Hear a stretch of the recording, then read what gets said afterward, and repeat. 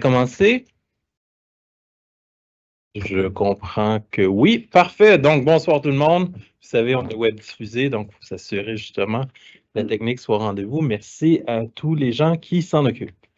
Mais bonsoir. Merci d'être avec nous pour cette séance publique qui est, comme je le disais, diffusée sur Internet. Merci à tous les gens qui se sont déplacés pour cette séance du conseil d'administration. Je me nomme Erika Caldwell, président du conseil d'administration. Et je suis accompagné de mes collègues, membres du conseil d'administration. Donc, permettez-moi de vous les présenter. Alors, à distance, ce soir, je n'ai pas sur mon écran devant moi, justement, les gens qui sont là, mais je sais qu'il y a M. Alain de Souza. Oui, bonsoir tout le monde. Merci, M. le Président. Plaisir de participer à distance. Merci. À distance également, Mme Parent. Oui, bonsoir tout le monde, Laurence Parent. Je suis la vice-présidente du conseil d'administration de la STM, également conseillère d'arrondissement dans le district de Delormier sur le plateau Mont-Royal. Et à la STM, je suis sur le comité service à la clientèle, accessibilité universelle et éthique, gouvernance et développement durable. Merci d'être avec nous. Merci. Et à ma droite, Mme Katawa. Oui, bonsoir. Gracia Kasuki Katawa. Je suis la mairesse de Côte-des-Neiges NDG, puis je suis la présidente du comité de ressources humaines au CA de la STM. Bonsoir. Monsieur Batauchi. Bonsoir à toutes et à tous. Alex Batauchi, maire de Dallas-des-Aumont. Bonsoir. Et à ma gauche, Madame Lacroix-Perron. Bonsoir, Claudia Lacroix-Perron. Je participe aux travaux de 3 comités, le comité audit et finances, le comité suivi des actifs et le sous-comité financement. Bonsoir à tous. Monsieur Joly, qui est avec nous ce soir. Oui, alors, Sylvain Joly, secrétaire corporatif. Merci. En avant, membre du CA, Monsieur Ouellet. Bonsoir, Sylvain Ouellet, conseiller municipal, district François Perrault dans l'arrondissement Villeray-Saint-Michel, Parc Extension. Je suis sur 2 comités, comité audit et finances, et je préside le comité suivi des actifs.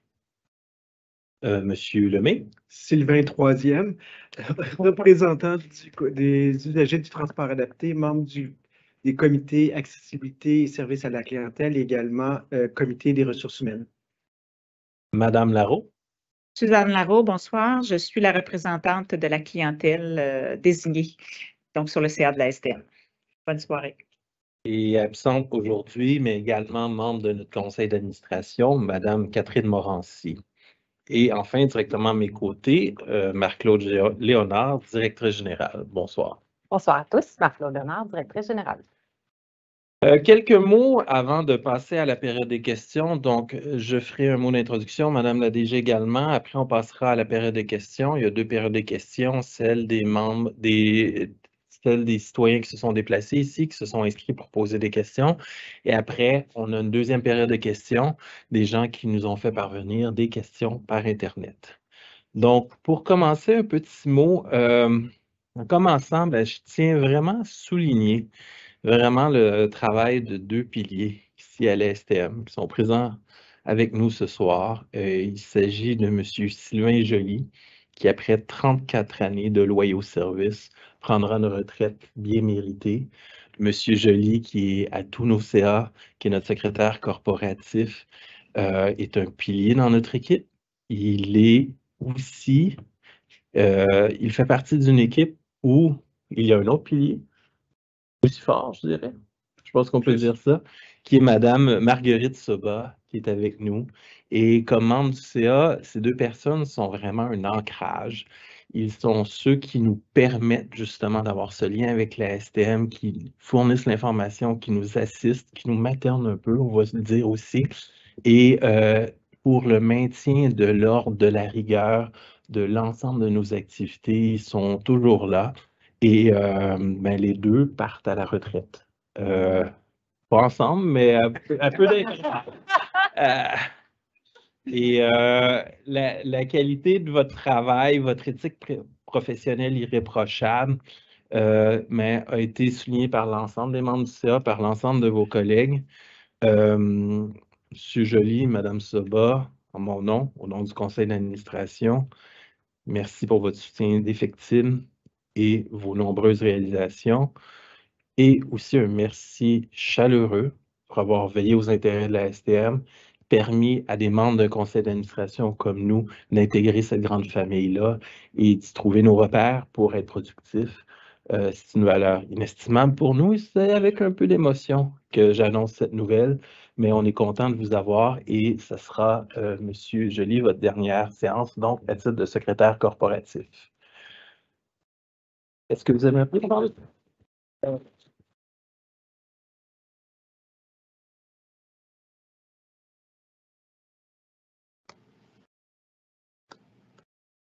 Vous prendre la parole, dire quelques mots? Oui, bien, en fait, peut-être Marguerite, tu non? Avec Lynn. Donc, effectivement, tout d'abord, j'ai 36 ans de service en mai 87 sous le règne de Mme Roy, Louise Roy, présidente directrice générale, et je quitte sous le règne d'une autre dame, Marie-Claude Léonard. Moi, j'ai été privilégié pardon, de travailler à la STM. J'ai côtoyé et croisé des gens magnifiques, compétents, de toutes sortes de milieux, de métiers, de professions. Alors, je tiens à remercier grandement la STM. Et si j'ai si bien réussi pendant ces nombreuses années, c'est parce que j'avais un Dream Team qui est en arrière avec moi.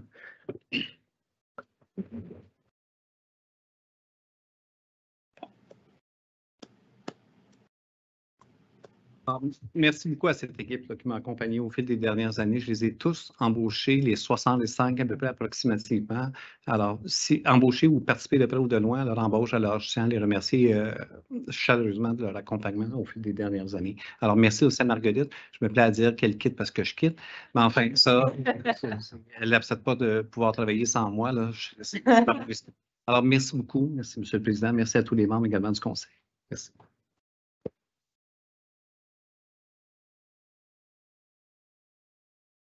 Dream Team, bienvenue. Merci d'être là. Je me garderai de vous affronter au basket. Donc, un mot sur la mise à jour de l'offre de service. Bien, le 12 mai dernier, on a annoncé qu'on serait en mesure de clôturer l'année avec un budget équilibré, ce qui nous permettait justement pour le dernier trimestre de ramener l'offre de service telle que budgétée. C'est la première fois depuis le début de la pandémie qu'on dégage cette marge de manœuvre. On a confirmé justement qu'avec l'évolution favorable de notre cadre financier, ben, on pouvait traduire ces exercices de rigueur avec une bonification sur 75 de nos lignes avec des départs supplémentaires. Et pour ce qui est de l'offre de service métro, notre façon d'améliorer l'offre de service sera avec des bonifications en termes de sécurité et de propreté, c'est-à-dire avec l'ajout d'une 60aine de ressources, 20 dédiées à la propreté, environ 20 pour ce qui est de l'embauche de constables spéciaux et la création d'un nouveau rôle d'ambassadeur qui supportera le reste de nos opérations en étant présent dans le métro. Donc, les défis financiers restent, mais disons-le, là, le cycle de crise avec la pandémie est terminé. On amorce un nouveau cycle, justement, où on doit rester à l'avant-plan pour répondre aux besoins de transport collectif et reprendre la place que doit avoir le transport collectif dans l'évolution de la mobilité montréalaise. Donc, on était très fiers de faire cette annonce un peu plus tôt le mois dernier. Également, le mois dernier, on a octroyé l'ensemble des sociétés de transport du Québec avec l'Association des transporteurs urbains du Québec un contrat à Novabus pour l'approvisionnement d'autobus électriques pour les prochaines années. Il s'agit de la plus importante commande de bus électriques pour la STM avec un minimum de 147 bus et jusqu'à 107 bus avec les différentes options. Donc, la STM a agi comme mandataire pour la gestion de cet appel d'offres au bénéfice de l'Association des transporteurs urbains du Québec avec notre partenaire qui est le ministère des Transports et de la Mobilité durable. Donc, encore une fois, la STM, les autres sociétés de transport au Québec aussi, ensemble, on est à l'avant-plan de l'évolution technologique et de la lutte au changement climatique en améliorant grandement, justement, notre efficacité environnementale. Déjà que par le transport collectif, c'est la meilleure façon de transporter des gens et déjà que le transport collectif est fondamental et l'ancrage de la mobilité durable, mais on pousse encore plus loin avec ce contrat pour l'acquisition de bus électriques. Autre élément, le prolongement de la ligne 777, tout récemment, là, donc hier ou avant-hier, on a annoncé le prolongement du parcours du bus 777 Jean Drapeau au Casino Bonaventure au centre-ville, offrant une connexion métro Bonaventure ainsi qu'à la station du REM du Gare Centrale. Donc, dès le 19 juin, la clientèle pourra bénéficier de ce service bonifié. Ça va permettre de relier, entre autres, le centre-ville, la cité multimédia, la cité du Havre et le parc Jean-Drapeau. Donc, et la ligne 777 aura comme destination le REM Gare Centrale ainsi que les 2 stations de métro que sont Bonaventure et Jean-Drapeau. Donc, c'est une bonification de l'offre de service en lien avec l'arrivée du REM et les besoins du secteur. Consultation publique PSO, dernier point en ce qui me concerne, le plan stratégique organisationnel 2030. Donc, on a amorcé une consultation publique sur les orientations proposées sur notre site web. Donc, il est possible de remplir un sondage d'une durée approximative de 15 minutes. Et grâce à cette démarche, on souhaite assurer que les éléments contenus dans le plan se verront appropriés par les Montréalais. Et c'est une consultation qui va nous permettre d'affiner une version finale qui sera le plan stratégique organisationnel aura une valeur cardinale de ralliement et de référence pour l'ensemble de nos sections de la prochaine décennie. Donc, on a jusqu'au 2 juillet pour remplir le sondage sur le site de la STM. Alors là-dessus, je vais céder la parole à notre chère directrice générale qui nous fera part de d'autres nouvelles en ce qui concerne l'évolution de la STM. Merci, Monsieur le Président.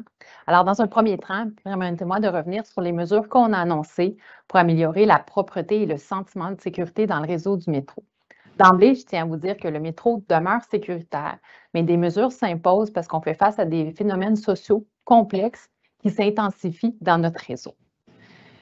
Ce qu'on a annoncé, c'est qu'on va augmenter des effectifs de 20 préposés à l'entretien et de 20 constables spéciaux. Et on crée aussi une fonction historique à la STM des ambassadeurs dans le réseau du métro qui auront un rôle à jouer d'un volet sécurité et un volet opérationnel. Ce qu'on veut pouvoir faire avec ces ajouts-là, c'est vraiment assurer une plus grande visibilité sur le réseau, avoir une couverture optimale, avoir un niveau d'entretien optimal et être capable de mieux réagir aux situations et de mieux couvrir les lieux un peu plus critiques. Le processus de recrutement est en cours. On espère rapidement combler ces postes-là pour avoir les gens dans notre réseau et on travaille toujours en collaboration. Et ces mesures-là, ils s'ajoutent aux autres mesures qu'on a mises en place en collaboration avec le SPVM. Retour sur le rapport annuel, la STM a publié son rapport d'activité le 25 mai dernier, le rapport d'activité 2022, dans lequel on constate une augmentation de l'achalandage et des déplacements. Je vous invite à prendre connaissance de notre rapport annuel sur le site de la STM, mais aussi d'aller voir les rapports connexes, qui sont les rapports d'accessibilité universelle et de développement durable. Vous verrez tout le travail accompli par les équipes au cours de l'année pour faire la différence pour notre clientèle au quotidien. Donc, les équipes ont vraiment travaillé d'arrache-pied pour être capables de livrer un service qui est sécuritaire et fiable. Et aussi, les équipes projets ont travaillé pour débuter, continuer et finaliser des projets qui améliorent vraiment la mobilité des Montréalais et des Montréalaises. Autre bonne nouvelle, sur notre site web, vous serez en mesure de constater que depuis le 30 mai prochain, vous avez en temps réel l'état de fonctionnement de l'escalier mécanique. Donc, on sait que pour certaines clientèles, l'escalier mécanique qui fonctionne mal peut être un frein au déplacement. Donc, à l'avance, vous pouvez consulter le site et pouvez peut-être déjà vous rediriger pour être sûr que votre parcours sera à la hauteur de vos attentes dans votre déplacement. On a aussi lancé en début de semaine une nouvelle campagne sur le harcèlement de rue. C'est une campagne qu'on lance en collaboration avec le SPVM et la Ville. Ceux qui l'ont vu, c'est vraiment le harcèlement de rue, c'est non, et témoins agissons. Ce qu'on veut faire avec ça, on veut vraiment reconnaître l'existence de l'harcèlement de rue et le dénoncer. On veut sensibiliser l'ensemble de la population montréalaise à qu'est-ce qu'on peut faire, comment on peut agir quand on est témoin. Et on veut donner des outils aussi quand on vit certaines situations. Il y a un microsite qui est vraiment complet, qui offre autant de l'aide pour une victime, pour un témoin. Donc, le microsite www.témoinagissons.ca. Je vous invite à aller voir le site, c'est rempli d'outils pour la suite des choses. En parallèle, on travaille à sensibiliser à l'interne nos employés. Ce qu'on veut, c'est que nos employés soient en l'écoute, empathiques et être capables de rediriger notre clientèle. Donc, il y a de la sensibilisation qui a été faite, il y a des outils disponibles aussi à la loge pour qu'on puisse accueillir ces clients-là. Quand on parle de témoins, il y a 5 gestes qu'on donne comme outil sur le site. Et c'est sûr qu'à titre de témoin, vous avez tout d'abord à assurer de votre propre sécurité. Donc, vous avez analysé la situation, est-ce qu'on se sent à l'aise d'agir ou pas agir? Mais les trucs qu'on a donnés, c'est d'abord, on peut des fois créer une distraction qui fait en sorte que peut-être l'agresseur va bouger de place. On peut solliciter un autre témoin pour juste faire déplacer la personne. On peut se référer à tous nos employés du réseau du métro. Je rappelle qu'à tous les loges, il y a un agent de station. Il y a habituellement un préposé aussi qui est en train de nettoyer la station. Et il y a des outils sur les quais, dans les trains, pour pouvoir communiquer directement avec notre salle de contrôle. On peut aussi documenter la situation, donc pour donner cette information-là à la victime pour la suite. Et on peut aussi s'enquérir de l'état de la victime par la suite. Donc, c'est des outils qu'on donne pour faciliter la cohabitation harmonieuse de l'ensemble de notre clientèle dans notre réseau. En terminant, je tiens à féliciter les équipes de la STM qui se sont démarquées le 8 juin dernier au Gala des Grands Prix d'excellence en transport organisé par l'Association québécoise des transports. La STM s'est mérité 2 prix lors de l'événement. La construction du garage Côte-Vertu a remporté les honneurs dans la catégorie infrastructure de l'avenir. Le programme de mesures préférentielles pour bus s'est vu décerner un prix dans la catégorie transport collectif évolutif. Nous avions également un 3e projet finaliste. Le projet pilote mettant en vedette Spot, le chien robot, n'a pas remporté le prix de la catégorie Innovation et Nouvelles Technologies, mais il nous a tout de même fait grandement honneur. Je félicite tous ceux qui ont participé, qui ont contribué à cette belle visibilité-là, à la réussite de ces projets-là. Alors, merci beaucoup. En terminant, je vais aussi souligner le départ de Sylvain Joly et de Marguerite Soba, des personnes que j'ai eu la chance de côtoyer depuis plusieurs années dans ma carrière. Je réitère tout ce que le président a pu dire sur la qualité de ces 2 employés-là. Vous avez toujours été fidèles au rendez-vous et vous m'avez bien supporté dans ma carrière aussi. Alors, pour moi, je vous souhaite une bonne longue retraite, que vous puissiez en profiter. Et merci d'avoir été ces employés qui font la différence dans notre quotidien tous les jours et qui permettent à la STM d'être une meilleure STM. Merci à vous tous. Donc, allons-y donc avec les questions. Merci de vous être déplacés. Première question. Madame Elisabeth Massico, bonjour. On va venir ajuster le micro pour vous. On écoute vos questions. Je suis content de vous revoir. Content d'annoncer à l'Assemblée que j'ai honoré l'engagement de faire une ride de métro avec vous et on vous écoute pour vos questions. Oui, ce fut une expérience fantastique, mémorable même. Donc, je vous remercie à nouveau d'avoir honoré votre engagement et ce fut vraiment constructif. Merci beaucoup. Donc, j'ai 2 questions et puis un remerciement. Ce n'est pas une question. On vous écoute. On rappelle. Je vais commencer par le remerciement. Juste avant, on va prendre vos remerciements, bien entendu. Mais on rappelle que pour la période de questions, on a une question puis une question complémentaire. Donc, on vous fait confiance pour être capable de condenser tout ça en 2 interventions. Allez-y. C'est un effort immense, mais je vais y arriver. Donc, lors de la journée dédiée aux personnes en situation de handicap, j'ai eu l'honneur et la chance d'avoir été conviée au garage des bus, le nouveau garage à Anjou. Et ce fut une expérience vraiment fantastique où on a pu partager les réalités de chaque côté qui en fait sont les mêmes enjeux. Donc, je voulais remercier la STM de permettre à des clients comme moi d'ajouter une petite pierre à la qualité de vos services et à votre préoccupation client. Donc ça, là, vraiment, je viens dire merci. Parfait. On prend vos remerciements et on s'assure des acheminés aux personnes qui vous ont accueillis, bien sûr. Merci beaucoup. Alors, ma première question, elle revient sur une question qui a été posée il y a quelques mois. C'est le marquage au sol. Moi, il me semblait que c'était tombé dans les oubliettes. Et pour les... donc, quand je dis marquage au sol, c'est pour les bus en commun, hein, pas pour le transport adapté. Il faut que ça soit bien clair. Donc, j'avais l'impression que c'était tombé dans les oubliettes. Ça l'est peut-être un petit peu. Rappelez-nous, le marquage au sol, vous parlez de quoi précisément? Oui. Lorsque nous, fauteuils roulants ou quadriporteurs, nous nous positionnons au niveau des arrêts de bus, il y a des gros problèmes parce que certains chauffeurs refusent de se mettre devant nous alors qu'on est sous le disque d'arrêt là. Et on est là où on doit être. Et il y a des chauffeurs qui refusent de se mettre à ces endroits-là. Nous mettons dans une position assez délicate. Donc, je viens d'apprendre justement au kiosque à Anjou, là, au niveau des bus, qu'il y a eu des efforts faits à Viau, dans les environs de Viau, là. Mais c'est tout. Donc, je viens poser ma question. Qu'en est-il exactement? Quelle est l'évolution par rapport à cette situation? Parce que pour nous, c'est crucial. Donc, la Voilà question est ma posée. première question. Donc, votre première question, on va y répondre et après, on va passer à la deuxième. Est-ce que Madame la DG, vous voulez y aller d'une réponse? Ou... Merci, Mme Smatiko, pour votre question.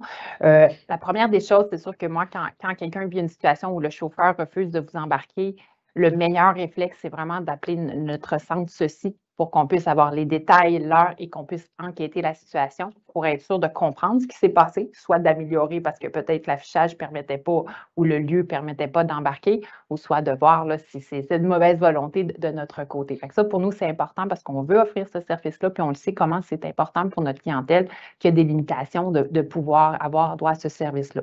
En termes de marquage au sol, je vais faire des vérifications, puis on pourra vous revenir là, sur ce que vous avez pu voir à Vio et on vous reviendra directement. Parfait, merci. Donc, allez-y de votre deuxième question. Alors, la deuxième question, c'est au niveau de la confidentialité et l'accessibilité à nos propres dossiers. Et là, je parle au niveau de la STM Transport Adapté. Des membres de mon association m'ont interpellé sur ce même sujet. Quand il y a des personnes non autorisées au dossier qui interfèrent dans le dossier et qui font subir à la clientèle ou à ces personnes-là concernées de véritables, comment on peut appeler ça,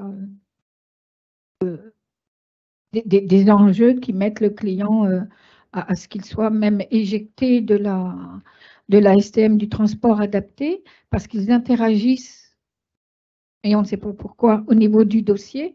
Donc, comment protéger ces dossiers-là? Et puis, quand il y a eu des histoires, enfin des problématiques avec des chauffeurs de transport adaptés, le client, quand il appelle à nouveau pour réserver son transport, a l'impression que des notifications ont eu lieu sur son dossier et la relation clientèle et premier intervenant au niveau de la prise en note du déplacement, il y a comme s'il y avait quelque chose qui était complètement changé.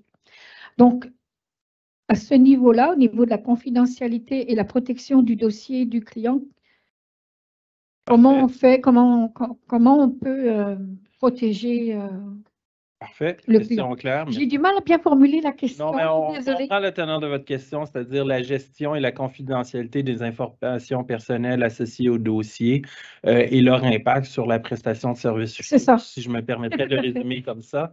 Madame la DG? Bien, tout à fait. Pour nous, Mme Scott, la confidentialité des dossiers, c'est hyper important. C'est quelque chose qu'on suit avec beaucoup de rigueur. D'ailleurs, on a toute l'équipe de notre juridique qui est ici, qui nous surveille. Alors, pour moi, là, ce qu'on va faire, c'est que je vais demander au directeur du transport adapté de vous parler. Il est ici, Ahmed Bouhamida, excuse-moi, Ahmed, pourra vous parler pour qu'on comprenne un petit mieux les éléments, mais c'est sûr que tous les éléments de confidentialité sont traités, sont adressés. On a des politiques, on a des normes, on a un code d'éthique pour s'assurer de la confidentialité des documents. Donc, s'il s'avérait un DELCA, il y aurait un suivi, une enquête qui serait faite, mais on vous parlera directement avec le directeur du transport adapté là, pour avoir les détails et voir à mieux répondre à votre question. Parfait. Donc, on fera parvenir une réponse là-dessus comme sur l'autre point. Donc, ils sont là, mais ils ne sont pas là pour nous surveiller ce soir. Ah, c'est pas okay, bon. Moi, je n'étais pas sûre de ça. Merci beaucoup. Passons à la prochaine question. Monsieur Yang, bonjour. Monsieur Yang, nous, on n'a pas eu la chance encore de faire une ride d'autobus ensemble. Vous vous rappelez que c'est un souhait qu'on s'est partagé. Oui, effectivement, je vais apprécier si vous aurez l'occasion d'en faire. Parfait, merci. Ça a été décrit comme une expérience mémorable par l'interlocuteur précédent. Essayons de provoquer l'occasion. OK, donc je vais essayer d'être très bref dans mes questions. Donc, première question, j'aimerais connaître un peu les efforts qui ont été effectués dans les 2-3 dernières années par l'administration de la STM pour obtenir du financement adéquat auprès de ses partenaires de la RTM surtout et du gouvernement. Donc, quels partenaires ont été approchés? Les discussions ont-elles porté fruit? Donc, parce que je trouve ça regrettable que la situation ne s'est pas encore stabilisée pour l'année 2024, malgré tous ces efforts. Donc, sur ça, j'aimerais savoir comment la STM agira pour maximiser le niveau de service dans le cas où le financement supplémentaire ne sera pas au rendez-vous pour l'année 2024, puisque le niveau de service actuel n'est pas suffisant pour répondre à la demande. Nous ne pouvons pas tout simplement continuer de vivre dans le subjonctif en disant on attend du financement. Donc, c'est sûr qu'après 3 ans de pandémie, certaines coupures, ça devient permanent. Donc, c'est quoi le plan pour l'an prochain, par exemple? Merci beaucoup, M. Yang. Comme société de transport, comme conseil d'orientation, comme conseil d'administration, on a des obligations quant à la prestation de service et on conçoit notre mission comme telle. C'est-à-dire qu'on a navigué dans cette situation inconfortable, justement, avec du financement qui n'était pas assuré pour avoir une prestation de service qu'on a jugée acceptable. Et au cours des dernières années, on a, de façon constante et répétée, justement, et de façon continue, fait des représentations auprès de nos bailleurs de fonds pour justement, dans un contexte de crise de financement du transport collectif, d'être capable d'assurer la prestation de service.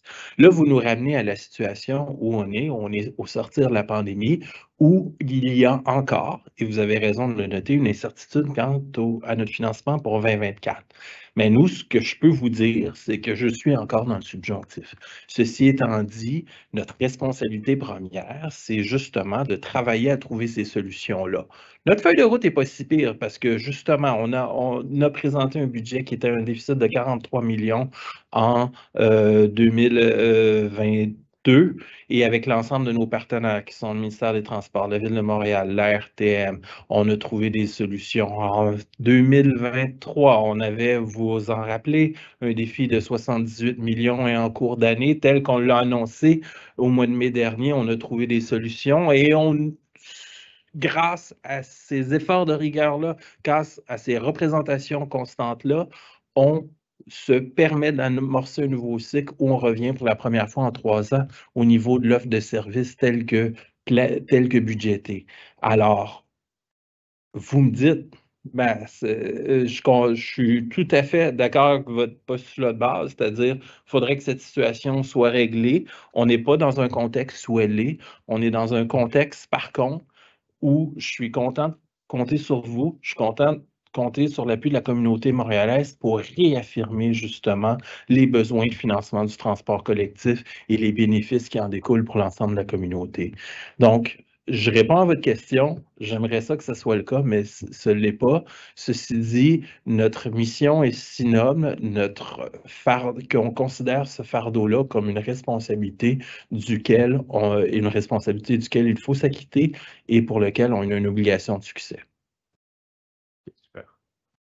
Donc, je vais poser ma question complémentaire, si vous me permettez. Allez-y. Donc, oui. Donc, comme mentionné, le niveau de service, on est rendu pas mal au plus bas, si vous êtes d'accord avec moi. Donc, sur la majorité des lignes qui est déjà dit 10 minutes max, le niveau de service est pas mal devenu minimal en période hors pointe. Donc, cela met en doute un peu les pratiques d'utiliser les bus articulés sur tous les départs quand un circuit roule avec des bus articulés.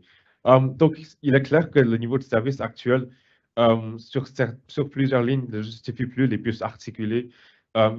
Il y a des lignes qui sont encore assez fréquentes et achalandées pour justifier ça, mais je pense que, par exemple, sur ma ligne 121, désormais, pour la liste de juin, on est rendu au service à chaque demi-heure après 21 heures, mais toujours avec un bus articulé. Donc, à court terme, donc sans parler de l'éventuelle refonte du réseau, est-ce que la STM envisage de remettre des bus de 40 pièces sur plus de circuits pour au moins bonifier un peu le niveau de service en période hors pointe? Donc, je comprends bien votre question. C'est comment on fait une utilisation optimale des ressources, quitte à les utiliser différemment afin de bonifier le service. Encore là, c'est un réflexe et une préoccupation constante. Sur les éléments de solution que vous nous proposez, est-ce qu'on aimerait donner quelques éléments de réponse? M. Yang. Vous savez que toute l'équipe de planification avec qui vous avez déjà parlé, là, il analyse de façon microscopique l'ensemble des lignes, l'ensemble des départs. Donc, c'est sûr qu'on utilise de façon optimale. Ce que vous proposez ici, c'est de dire est-ce qu'on peut avoir des 40 pieds qui passent plus fréquemment? Il y a quand même des coûts opérationnels à ça, mais les équipes font vraiment cette analyse-là pour donner le meilleur des services. Et j'inviterai l'équipe de Michel Tremblay à vous contacter pour donner davantage de détails. Merci. Une bonne question, on me partagera la réponse. Merci. Donc, prochain point, M. Bauer. Bonjour, bonsoir. Messieurs, dames du conseil. Bienvenue. Bonsoir, bienvenue. Merci. Ouais, j'ai deux petites questions. La première, c'est concernant les bus climatisés. Là, durant la période hivernale, je me suis aperçu qu'il y avait énormément de bus climatisés en service, pratiquement sur toutes les lignes, à part quelques-unes. Il y en avait beaucoup. Et là, maintenant, depuis que les chaleurs sont arrivées, je me suis aperçu qu'il y en a beaucoup moins qui circulent des bus climatisés. Est-ce qu'il y a beaucoup de vieux bus qui sont en circulation, malgré les chaleurs? Alors qu'en hiver, là, durant la période hivernale, il y avait beaucoup.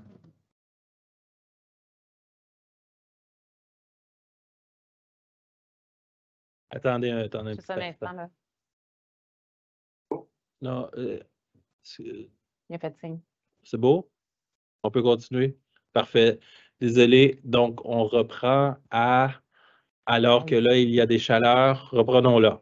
Oui, alors qu'il y a des chaleurs, et je me suis aperçu qu'il y a beaucoup moins de bus climatisés en circulation par rapport à la période hivernale. Il y a beaucoup d'anciens bus en circulation actuellement. Alors qu'en période hivernale, durant l'hiver, il n'y en avait pas beaucoup des anciens bus en circulation. Avez-vous une réponse à ça? Avez-vous quelque chose à m'expliquer pourquoi il y a moins de bus climatisés en circulation alors que les chaleurs sont arrivées maintenant? Oui. Bien, merci, M. Bauer, pour votre question. En fait, la STM possède 850 bus hybrides qui sont climatisés. Et c'est la stratégie inverse qu'on fait, dans le fond, en période optimale. On va sortir le maximum de bus hybrides pour donner ce confort-là à notre clientèle. Donc, je ne sais pas si ça a un lien avec les lignes que vous avez utilisées ou c'est circonstanciel, mais ça devrait être l'inverse. On maximise l'utilisation de nos bus hybrides en période estivale parce qu'on veut que nos clients aient accès à l'air climatisé dans les chaleurs. C'est pas ça que j'observe. Moi, j'en vois beaucoup moins que durant la période hivernale. Je ne sais pas là, mais bon. Comprenez que ce n'est pas notre stratégie. Donc, on écoute votre deuxième question. Oui, c'est Métro Rosemont, il y a encore des travaux en cours là, avec les tours qui sont en construction et tout ça, bon, qui sont maintenant pratiquement finis. Là. Est-ce que le bus 161 et le bus 197, s'il me semble, pourront nouveau faire la boucle? Parce qu'en principe, c'était prévu pour qu'ils puissent faire la boucle en arrière, où il y a la sortie vers l'arrière du métro Rosemont. Est-ce qu'ils referont la boucle ou ça va être juste en avant, comme au métro Mont-Royal, où les bus ne peuvent plus faire la boucle vers l'arrière? Bonne question. Est-ce que quelqu'un a une réponse? Je pense qu'on va inviter M. Tremblay, directeur de planification d'offres de services, à venir répondre à cette question-là. Ce que je sais, c'est qu'avec la nouvelle boucle de mémoire, les bus articulés ne pourront plus circuler dans la boucle d'autobus, mais on va laisser les précisions à Michel. Bonsoir, Michel Tremblay. Alors, directeur de la planification, malheureusement, je n'ai pas la réponse précise à votre question.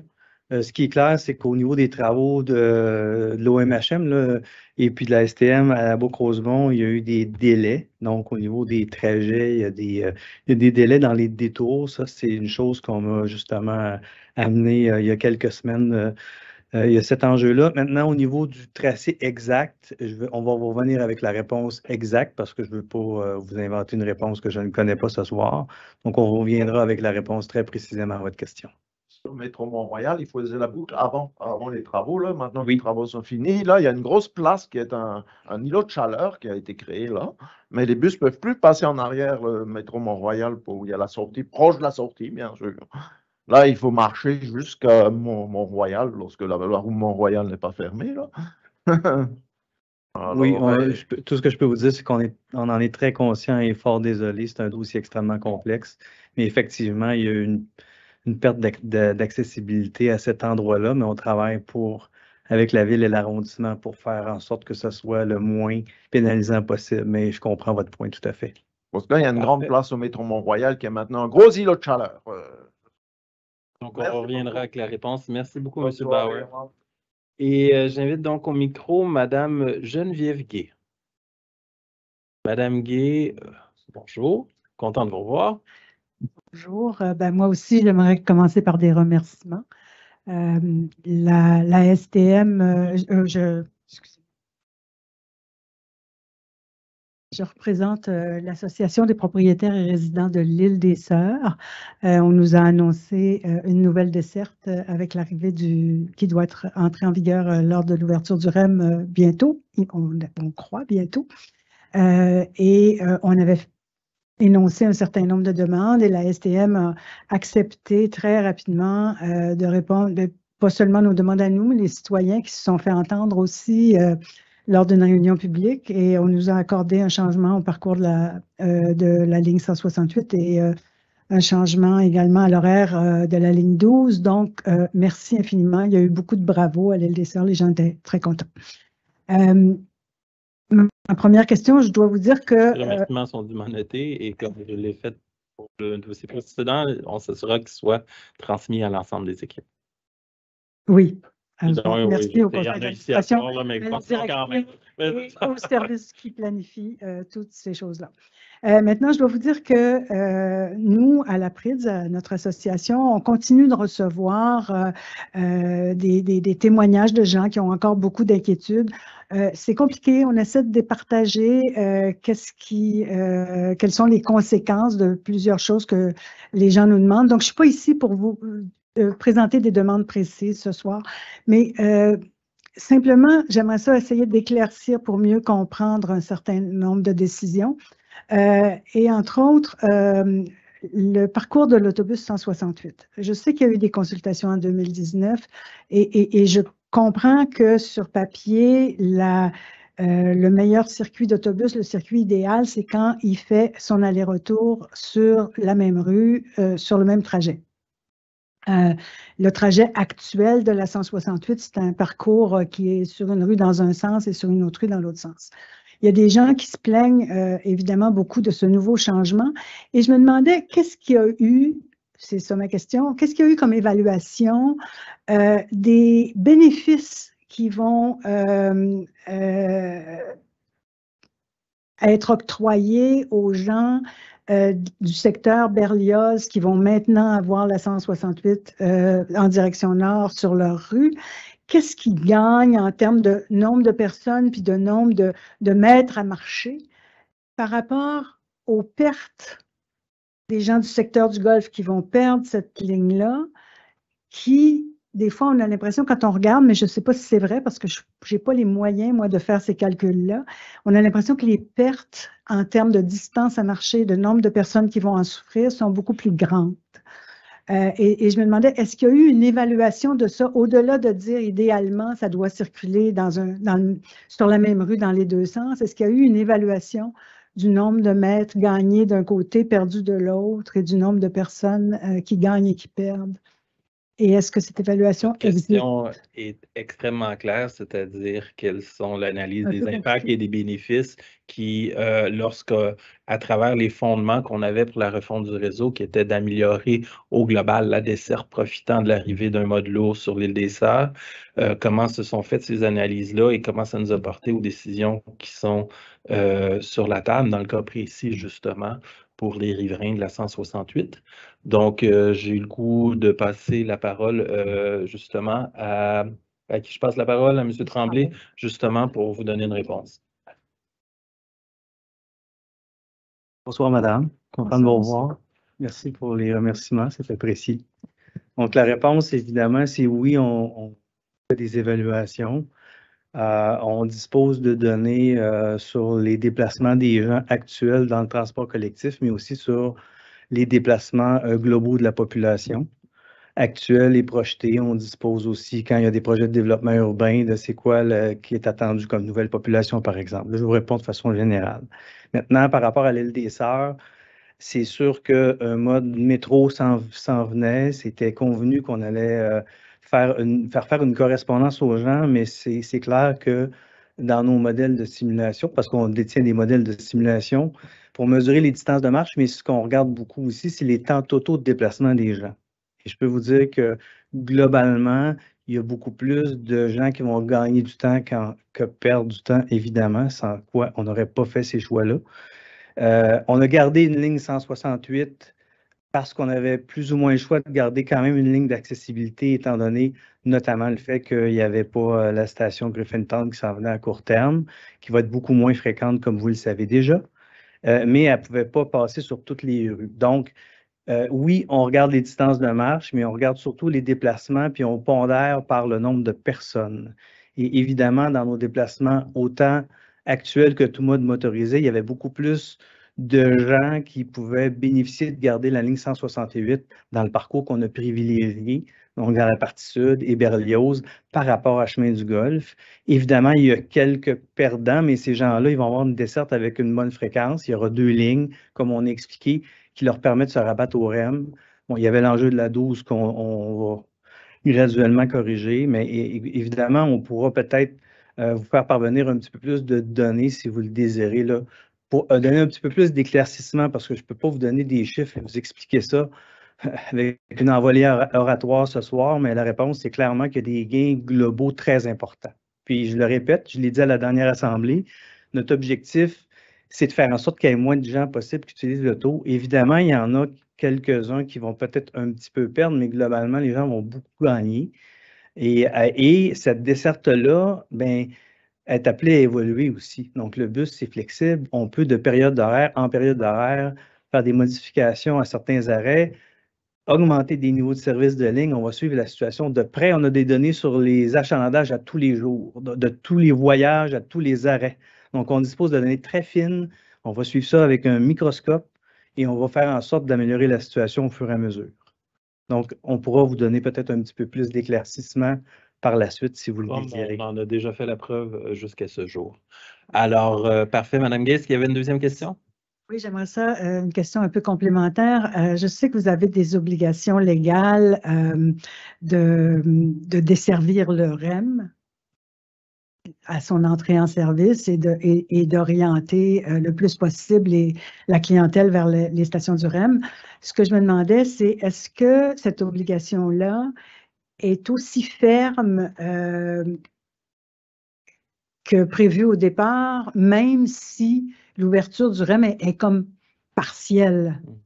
Est-ce qu'il y a une marge de manœuvre avec un peu de souplesse, étant donné que l'ouverture est partielle, jusqu'à ce qu'elle soit plus complète, évidemment? Mot tant sur l'obligation telle que vous le concevez, peut-être des précisions là-dessus et sur le fait que ça a été modulé, Madame la DG? Tout à fait. Merci, Mme Guy, pour votre question. Dans le fond, les obligations, nous, la STM, ce qu'on a comme obligation, c'est de s'assurer de donner un service efficace qui est à juste coût pour desservir le volet de cette desserte-là sur l'île des Sœurs. Et c'est sûr que l'ajustement de l'offre de service se fait graduellement en fonction des tronçons qui ouvrent pour le REM. Donc, ça se fait vraiment graduellement. Et oui, c'est sûr qu'il y a comme une règle de non-compétition du REM, mais qui touche plus les sociétés comme Exo et la RTL que la STM. Nous, ce qu'on se doit, c'est d'avoir un rabattement efficace au REM, puis s'assurer qu'on dessert bien les citoyens. En fait, je voulais dire, je pense surtout à l'absence, la décision d'annuler la 168 la fin de semaine, qui a l'air d'être vraiment pour se rabattre au REM, là. Non? Peut-être qu'on verra vous donner une réponse plus précise, mais je ne crois pas qu'il y ait à ma connaissance. Pas d'obligation légale pour la 168. Nous, ce qu'on dit, c'est qu'on va offrir le meilleur des services à l'ouverture du REM pour avoir un service complémentaire. Merci beaucoup. Merci. Merci beaucoup. Donc, ce qui nous permet de passer à la période des questions reçues par Internet. Je ferai la lecture des questions. Alors, on a 4 questions ce soir. La première est de M. Olivier Lesage-Villeneuve. J'en fais la lecture. Bonjour, je vais me permettre de paraphraser un peu la question à quelques endroits où j'arrive difficilement à en faire la lecture pour des raisons d'orthographe. Bonjour, j'ai signalé à un constable spécial quelqu'un qui revendait un titre de transport. Elle a même bougé de sa place et son collègue, elle et son collègue, comme si elle et lui s'en foutaient carrément, les deux étant positionnés à la station Berry-UQAM. Et après les tourniquets, les deux leur ont Les deux étaient dos à côté à la porte d'une loge d'un agent de station et c'était à côté de l'ascenseur qui mène. Des tourniquets OK sur la ligne orange direction Côte-Vertu. Si vous voulez une description des deux constats spéciaux, je peux vous en fournir une. Donc, à cette question, qui est un commentaire qui demande justement d'être commenté, disons-le comme ça, je demanderai à M. Jocelyn Latulippe, directeur de Sûreté, Contrôle et Sécurité Incendie, de nous donner son appréciation des faits. Je vous remercie. Alors, je remercie la personne qui a écrit pour son intérêt pour le travail des constables spéciaux. Effectivement, ça ne correspond pas aux standards et aux attentes qu'on a envers nos constables lorsqu'ils sont en public. En fait, le standard et l'attente est de service, service, service. Alors, c'est ce qu'on s'attend. Alors, j'invite la personne en question à communiquer avec nous, soit via la section plaintes et commentaires ou directement à la Sûreté Contrôle pour nous donner plus de détails. Mais c'est certain que la vente ou la revente de titres est interdite par règlement et c'est dans nos mandats de faire appliquer la réglementation. Parfait, merci. Donc, merci de votre suivi, merci de votre commentaire. Et je prends un moment aussi, parce que j'en suis souvent le témoin, aussi de mentionner que je croise beaucoup de clients du transport collectif, de la STM, des clients de la STM, qui prennent la peine de remercier les constables spéciaux pour leur présence, parce que leur présence est remarquée dans notre réseau et ça améliore, la sécurité, le sentiment de sécurité.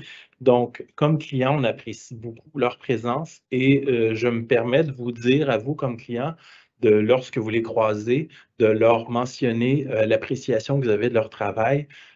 J'en ai souvent été témoin et c'est toujours reçu avec beaucoup de générosité. Donc, je me permets de le mentionner. Deuxième question de M. Steve Charland. Bonjour. Suite à une situation où l'opérateur du métro a refusé de poursuivre sa route puisqu'il y avait 3 fauteuils roulants dans la voiture de tête et qu'il refusait qu'un de nous se déplace vers une autre voiture, est-ce qu'un règlement interdit la présence de personnes en fauteuil roulant dans le métro si elles ne sont pas dans un des 2 espaces réservés dans la voiture de tête du train? N'est-ce pas là un cas de discrimination vis-à-vis une situation de handicap? Je tiens à souligner qu'un des fauteuils roulants était manuel, donc l'enjeu du poids ne me semble pas raisonnable. Donc, pour répondre à la question, elle est par nous en virtuel, via Internet, donc via vos écrans. Madame Chantal Fortier, directrice livraison, service métro et expérience client. Madame Fortier, vous nous entendez bien, j'espère? Pas besoin de Très bien, relire? merci. Parfait, Très bien. on vous écoute. Donc, pour répondre à la question, il n'y a aucun règlement qui interdit la présence des personnes en fauteuil roulant et ça, peu importe dans n'importe quelle voiture de métro. Dans l'ensemble de nos trains, d'ailleurs, la première voiture est configurée de sorte qu'on a de la place pour mettre les fauteuils roulants et dans les autres voitures, les bancs rétractables permettent aussi d'avoir des personnes en fauteuil. Donc, je suis désolée de la situation. J'inviterais, je pense que c'est monsieur là, à transmettre les commentaires au CECI pour qu'on puisse faire des recherches puis adresser directement là, à l'opérateur pour pouvoir rectifier le tout. Parfait. Sinon, comme on a communiqué avec nous pour la question, on pourrait, si vous le souhaitez, Madame Fortier, contacter directement le client. Parfait. Tout à fait. Merci. Merci beaucoup. Question suivante, Monsieur Frédéric Fano-Schmidt. Bonjour, je suis un usager occasionnel du transport en commun. Le mois dernier, la Ville de Montréal a annoncé de nouveaux détails concernant le projet SRB en Bourassa. On apprend que la voie rapide sera située en rive. Quelle serait la différence entre le futur SRB et les voies réservées actuelles? Comment assurez-vous que la nouvelle voie rapide ne serait pas congestionnée par les voitures qui vont des virages à droite aux intersections majeures? Merci et bonne journée. Donc, pour répondre, M. Michel Tremblay, directeur planification et développement du réseau. M. Tremblay. Bon, M. Schmidt, je m'excuse, j'ai escamoté une partie de votre nom, bien désolé. Donc, c'est en travail présentement. Nos équipes de planification ainsi que celles de la ville et des arrondissements de plusieurs parties prenantes dans ce projet-là. Donc, votre question est fort pertinente. Je ne peux malheureusement pas répondre en détail à votre question parce que le travail est loin d'être terminé. Par contre, peut-être mentionner qu'il y a plusieurs éléments sur lesquels on travaille pour améliorer la performance. du transport dans l'axe, qui est un axe hyper important. Donc, par exemple, on regarde de donner un meilleur équilibre possible entre le nombre d'arrêts, d'optimiser le nombre d'arrêts, en fait, pour assurer un meilleur équilibre entre la performance et l'accessibilité, ce qui peut améliorer la performance, ce qui peut nous faire sauver des sous pour réinjecter du service. Donc, c'est un élément fort important, d'une part. D'autre part, on regarde pour un peu plus spécifiquement pour votre question, il pourrait être regardé le positionnement des arrêts. Est-ce qu'on peut mettre des arrêts en aval? On regarde aussi des mesures au feu intelligentes. Vous savez peut-être, mais la STM a lancé un vaste projet il y a plusieurs années avec la ville pour nous assurer qu'on a détection du bus avant l'intersection et ça nous permet de passer plus rapidement à l'intersection. Donc, il y a plusieurs éléments qui sont regardés. Il peut y avoir des éléments aussi de géométrie pour les virages à droite. Par contre, là-dessus, je ne peux pas m'avancer. Et j'ajouterais peut-être, évidemment, parce que vous faites référence à la différence avec les voies réservées standards, mais évidemment, on regarde par exemple une coloration orange et que les voies réservées soient toute la journée pour bien marquer le territoire, pour rendre ça visible, performant et donner un avantage au transport en commun, pas seulement en période de pointe, parce que c'est un axe Henri Bourassa où il y a un service fort toute la journée. Donc, on pourra avoir des détails davantage plus tard, mais pour l'instant, c'est ce que je peux vous dire pour votre fort pertinente question. Merci beaucoup. Merci beaucoup. Merci à toutes nos équipes qui font une veille des des best practices, des meilleures façons d'aménager des SRB en rive pour les appliquer toutes autant que possible dans l'emprise Henri Bourassa. Alors, prochaine question de M. Julien Gascon. Bonjour, M. le Président. 1. TA. Les nouvelles voitures de type Pacifica ou Grande Caravane des années 21 et plus ont des avantages intéressants, mais la banquette arrière est moins accessible que les grandes caravanes de la génération précédente. Le siège est plus haut et incliné et la ceinture est beaucoup plus loin, rendant sa préhension difficile. Est-ce que des aménagements ont été envisagés pour pallier à cette problématique? Deuxième question. Contexte. J'ai eu vent de certains usagers de pénalités qui leur avaient été imposées en TA concernant un nombre élevé d'annulations tardives. Je comprends bien l'enjeu pour la STM sur la planification du service et l'importance d'aviser plus tôt que possible. Cependant, il peut y avoir des situations du contrôle de l'usager. Par exemple, un rendez-vous médical, un cours ou un concert qui se prolonge, une demande de l'employeur de dernière minute de rester plus tard, une situation personnelle à régler. J'aimerais avoir des informations supplémentaires au sujet de cette politique. Je n'ai pas réussi à trouver l'information sur le site web. Par exemple, combien de transports annulés, avec quelle durée de préavis, déclenche des mesures restrictives? Y a-t-il un mécanisme d'appel permettant de justifier une annulation tardive pour un motif exceptionnel et hors du contrôle de l'usager? Qu'en est-il si l'usager décide de changer ses blancs pour utiliser le transport en commun? Cela m'arrive parfois si je veux participer à des activités après le travail, par exemple. Merci. Donc, pour répondre, M. Ahmed Bouhamida, directeur du service de transport adapté. M. Bouhamida. Bonsoir tout le monde. Alors, je me présente, Ahmed Bouhamida, directeur transport adapté. Alors, ça me ferait plaisir de répondre aux questions de M. Julien Gascon. Pour la première question, on a eu toujours l'habitude de travailler avec la fameuse Dodge Caravan, qui est un modèle emblématique depuis des années. Malheureusement, la compagnie a arrêté de produire ce modèle-là. Et on n'a pas eu le choix que de collaborer avec nos fournisseurs de taxis pour trouver des alternatives que l'industrie offre. Et ces alternatives-là, donc comme le monsieur cite, c'est Pacifica notamment, qui sont conformes et qui répondent aux exigences. Donc avant qu'on les prenne dans notre flotte. Donc ça, c'est le premier élément de réponse. Le deuxième, nous allons faire une vérification, une demande d'observation précise pour faire plus de lumière sur ce modèle-là et notamment la banquette arrière et revenir à M. Gascon personnellement.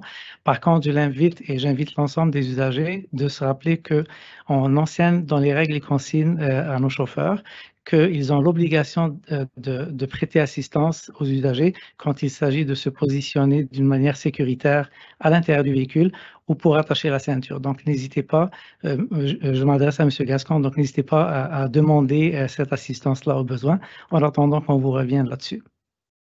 Merci beaucoup. De rien. La claire et complète. Pour la deuxième partie, alors, je tiens à rappeler que le suivi que nous faisons n'a pas pour objectif de pénaliser la clientèle. Nous faisons un suivi suite à des annulations de dernière minute qui sont répétitives, qui causent un enjeu pour la clientèle elle-même, donc les gens qui sont à bord du véhicule ou prochainement être embarqués, et qui causent aussi un enjeu financier parce que c'est des déplacements qu'on paye, vu qu'on est en service planifié la veille. Alors, il y a plusieurs étapes que nous faisons avant d'arriver à la suspension, qui est la fameuse pénalité dont M. Gascon fait référence. Et il y a des lettres de sensibilisation qu'on envoie, il y a des appels pour ramener une adéquation entre l'offre de service que nous proposons et un comportement attendu de la clientèle. Et la majorité des cas, la quasi-totalité se règle suite à des appels de sensibilisation et que les fameuses pénalités dont on parle d'une soixantaine depuis 2021, c'est-à-dire depuis 2 ans et demi, sur un bassin de 34 000 clients. Alors, quand on arrive à la pénalité, c'est vraiment dernier recours pour sensibiliser et à noter qu'on maintient quand même les déplacements médicaux pendant la période de suspension et que le comportement se change par lui-même par la suite. Parfait. Merci beaucoup. Ce qui fait le tour des questions reçues. Merci aux gens qui sont déplacés pour en poser, aux gens qui nous en sont fait parvenir et évidemment, merci à tous ceux qui nous ont offert des réponses. Qui nous permettons de passer à l'ordre du jour. OK, on y va.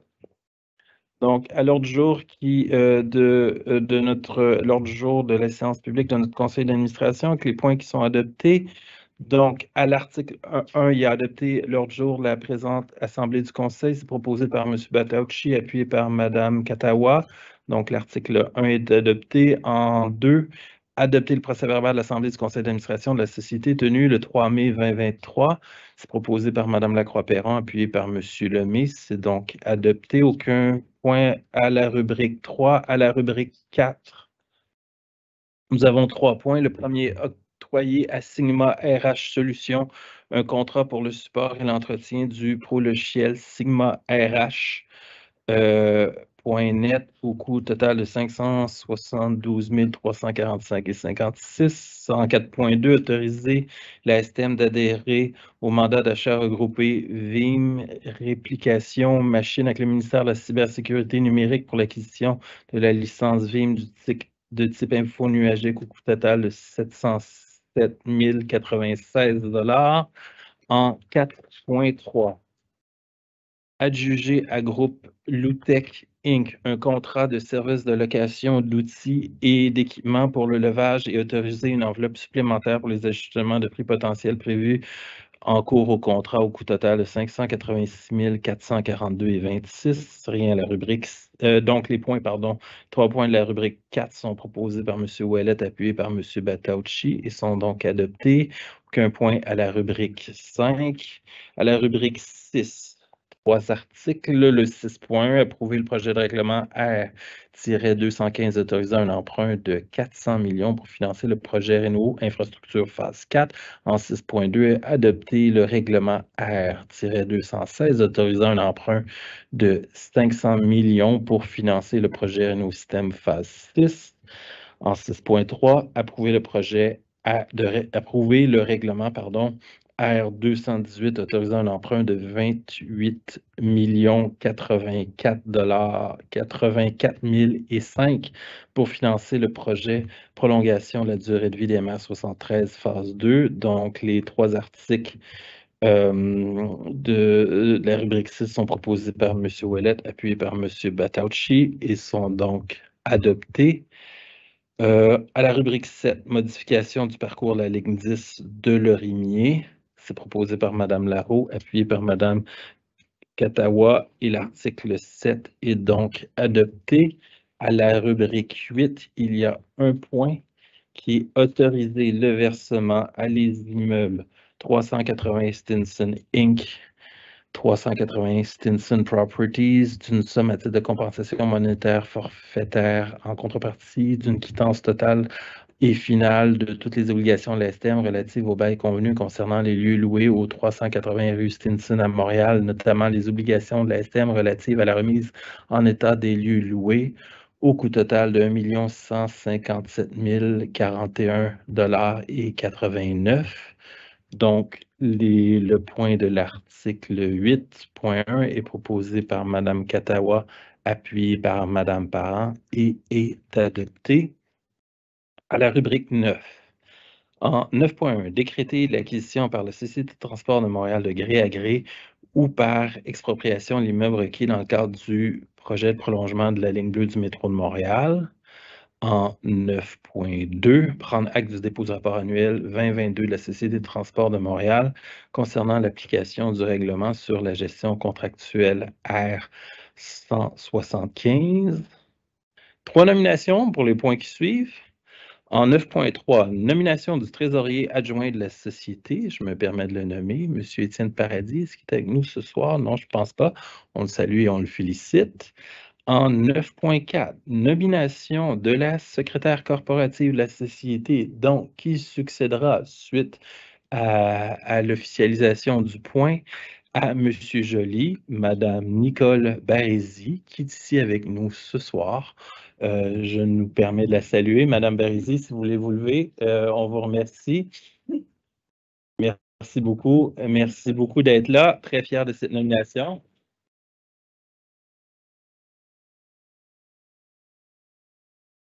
Et en 9.5, la nomination du secrétaire corporatif adjoint par intérim de la Société, M. André Porlier, que je salue également, qui est ici, derrière la colonne, parfait.